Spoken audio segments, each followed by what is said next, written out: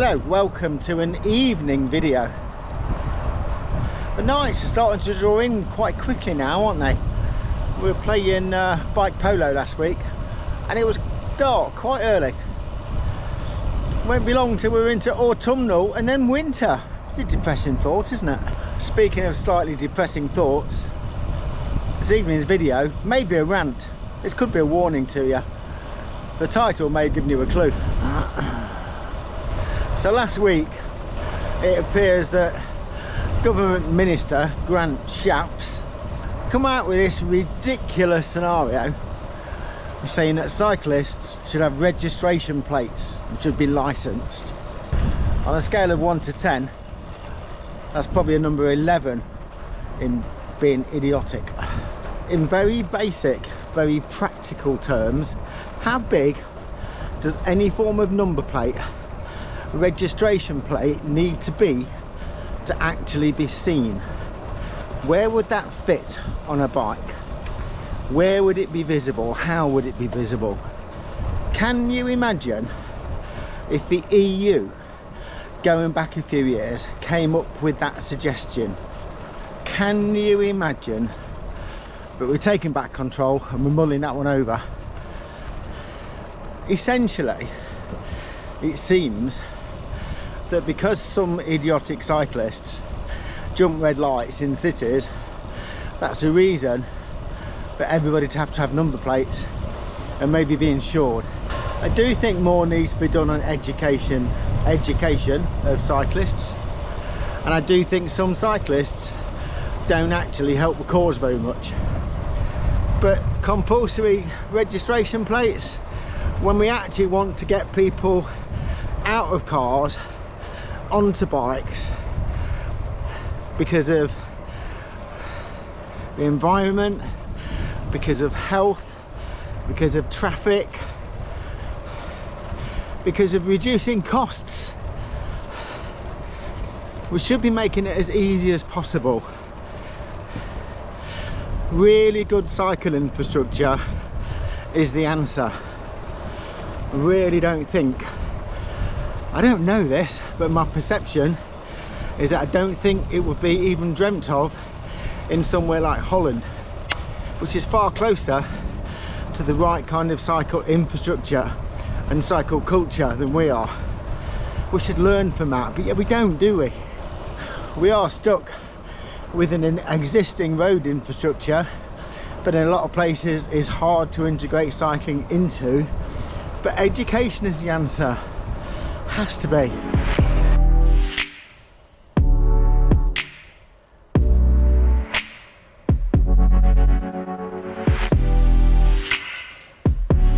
The other thing that I just can't help thinking about is the fact that the government have kind of introduced this stupidity of electric scooters. Some are legal in trial areas, kind of giving the impression that they're going to become legal. They definitely aren't legal currently to go riding down the pavements on one, and yet we're selling them and they go 15 miles an hour. Are they or aren't they legal to ride on the road? Is there or isn't there any kind of police action to stop people riding them on the road and on the pavement in areas where they aren't legal? I have a sneaking suspicion, in terms of danger, far more people will be hurt by scooters being ridden on, the electric scooters being ridden on pavement, not just by children but by adults at 15 miles an hour.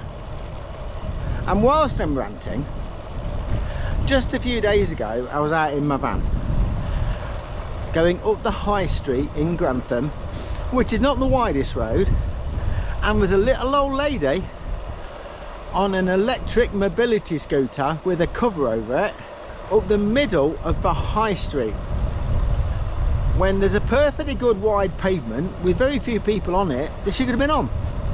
She got to the traffic lights, went straight through the traffic lights, went straight on, bizarrely at red. Imagine if that was a cyclist.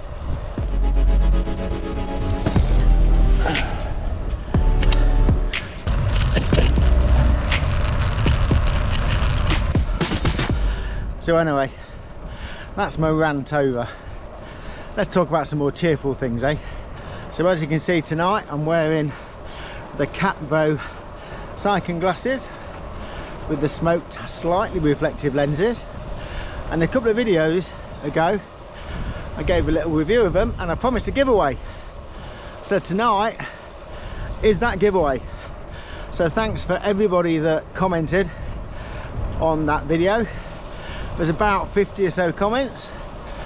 I'm going to put them through an online YouTube I'm going to shortly drop in here a link to the video showing the live draw. So there's no hanky or panky about it. There is an online website that is a YouTube random comment generator. So there is a video which is a YouTube random content. So there is a video. I can't talk.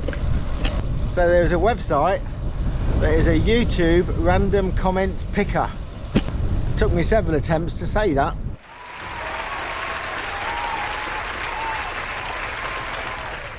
See if you can say it. YouTube random comment picker. Can you say that 3 times fast? Probably not. Anyway, there is one. So I'm going to drop in here a video showing that in action and picking out the winner. So good luck to everybody. Here it comes. So we shall just drop in a shortcut to the video at the top there. We have to add number 17, answer this very hard question. Then we'll get the YouTube comments, we'll collect those, and then we'll click start. Here we go. Who's it going to be? It's DSM.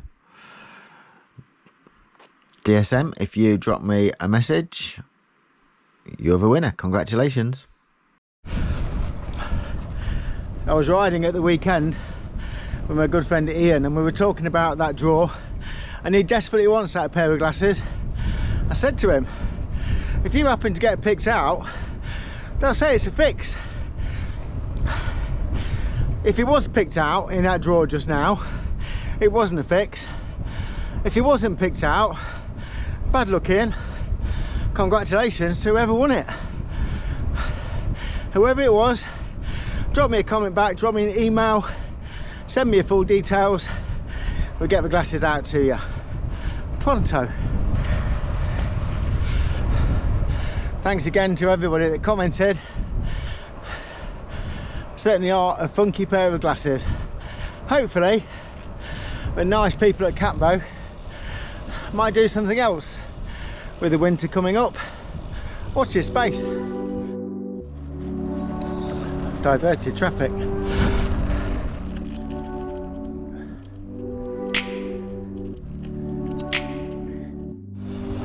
In other news, I have missed a couple of videos that I planned to do. I've been a little bit busy. Real life has got in the way of YouTube life. Just seem to have been really busy with various things. But in particular, I've referenced it a couple of times, but as some of you will know, I've been involved in racing Lambrettas for many years. And my old race bike from the 1990s, but I bought back after it was sitting in a garage for 18 years, which is a story in itself, might be the subject of a future video. But I've dragged it out from the back of a garage, it's not been run for 8 years. I've had it on the dyno, getting it all set up, and I'm going to make a bit of a return to the track. Just to practice, just a test session, nothing serious. But it sounded pretty nice, and it's producing good power for what is a very vintage setup by race standards. So I'll drop that video in here.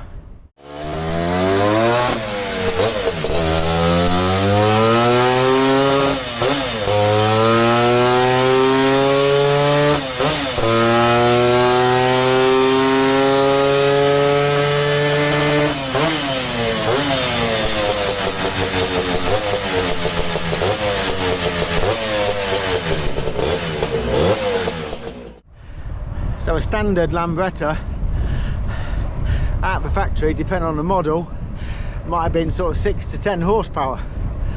That's nice, 23. Rev's quite high, certainly doesn't sound like your typical Lambretta. She's feisty, but getting her out of the garage has proved to be a bit more time consuming than I expected, and has got in the way of a bit of bike riding. So I'm a little bit behind, and I'm still missing my 5,000 mile a year target.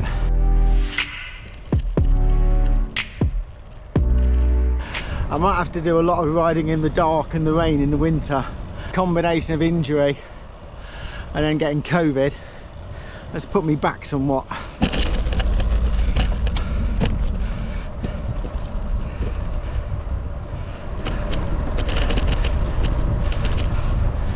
But I'm feeling much better. Thank you for asking.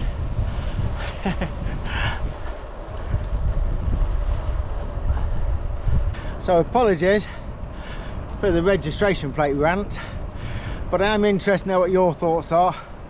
I know I've got a few viewers around the world. What's the situation in your countries? Do your cyclists go through red lights? Do we get the same antagonism between cyclists and car drivers? I do think it's a bit of jealousy that we can get places quickly and they can't. Anyway, let me know. Drop a comment below. In the distance over there, it would have been very, very small, there's a Virgin hot air balloon. I'm heading that way. I wonder if we'll see it.